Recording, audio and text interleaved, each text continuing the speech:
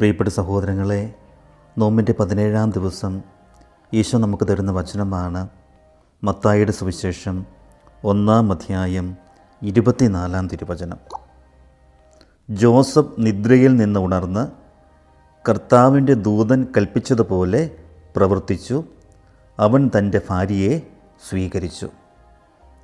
പ്രിയപ്പെട്ടവരെ, വചനം പറയുന്നു, എന്താണോ കർത്താവ് കൽപ്പിച്ചത് അതുപോലെ പ്രവർത്തിക്കുന്ന ജോസഫ് ദൈവത്തെ അനുസരിക്കുവാൻ തയ്യാറായി.